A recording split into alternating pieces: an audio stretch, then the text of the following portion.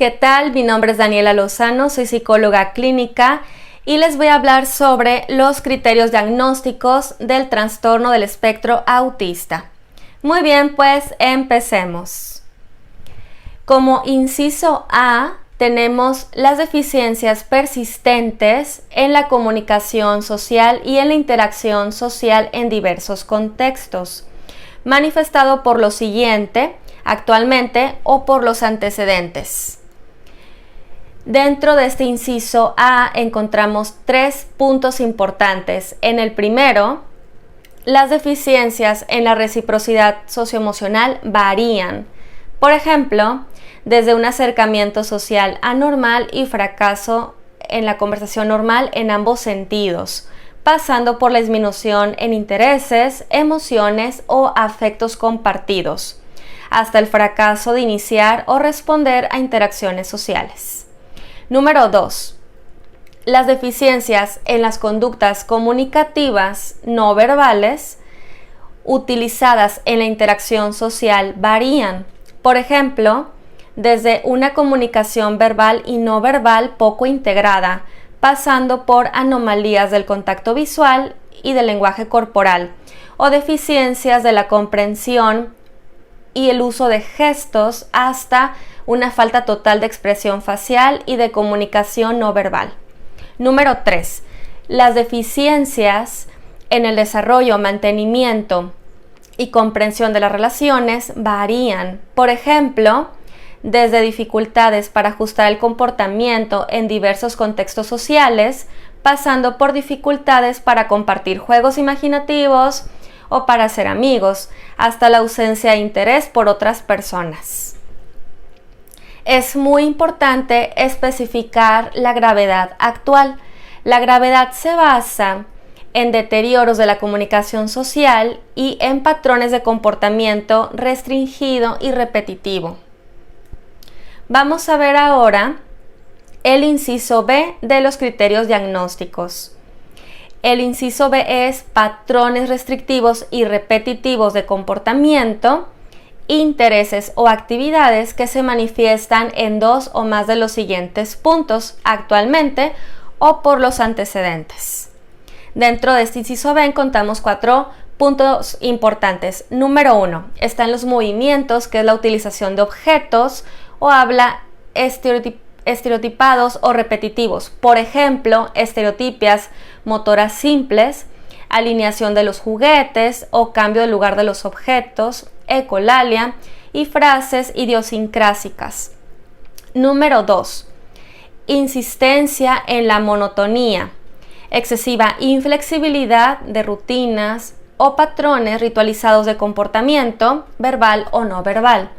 Por ejemplo, gran angustia frente a cambios pequeños, dificultades con las transiciones, patrones de pensamiento rígido, rituales de saludo, necesidad de tomar el mismo camino o de comer los mismos alimentos cada día. Número 3. Intereses muy restringidos y fijos que son anormales en cuanto a su intensidad o foco de interés. Por ejemplo, fuerte apego o preocupación por objetos inusuales, intereses excesivamente circunscritos o perseverantes. Número 4. Hiper o hiporreactividad a los estímulos sensoriales o interés inhabitual por aspectos sensoriales del entorno.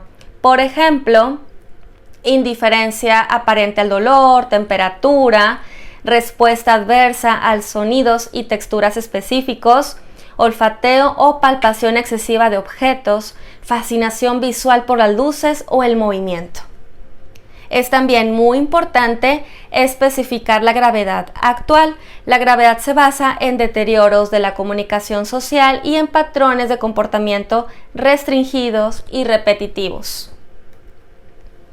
En el inciso C encontramos que los síntomas deben estar presentes en las primeras fases de periodo de desarrollo, pero pueden no manifestarse totalmente hasta que la demanda social supera las capacidades limitadas o pueden estar enmascarados por estrategias aprendidas en fases posteriores de la vida. Inciso D.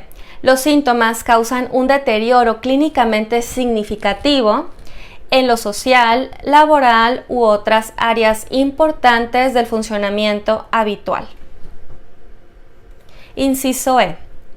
Estas alteraciones no se explican mejor por la discapacidad intelectual o trastorno del desarrollo intelectual o por el retraso global de desarrollo.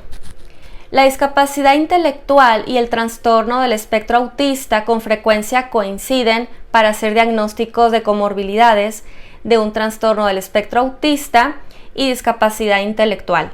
La comunicación social ha de estar por debajo de lo previsto para el nivel general de desarrollo. Nota importante: a los pacientes con un diagnóstico bien establecido según el Manual Diagnóstico y Estadístico de los Trastornos Mentales, del trastorno autista, enfermedad de Asperger o trastorno generalizado del desarrollo no especificado de otro modo, se les aplicará el diagnóstico del trastorno del espectro autista.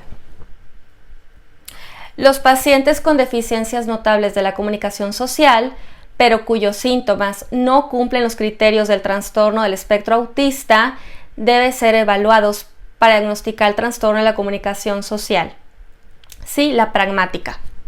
Ahora, es importante también especificar si es con o sin déficit intelectual acompañante, si es con o sin deterioro del lenguaje acompañante, si está asociado a una afección médica o genética o a un factor ambiental conocido.